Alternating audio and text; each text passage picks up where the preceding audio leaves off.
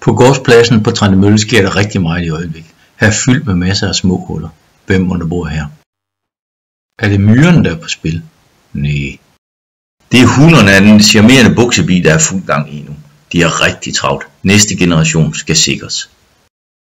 Med bagbenene graver hun op til 80 cm dyb skakt med sidegange, som er beregnet til næste generation.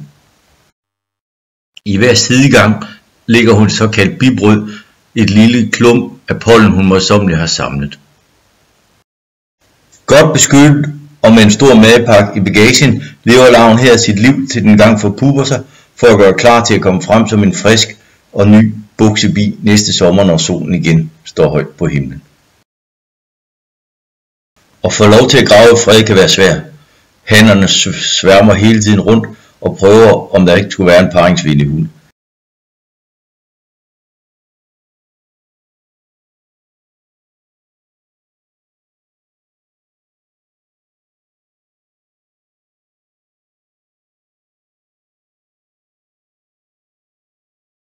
Det er dog ikke altid, det ender lykkeligt.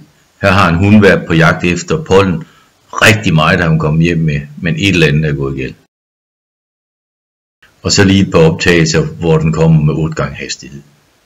God jagt, hvis du skulle have lyst til at gå og se dem i virkeligheden.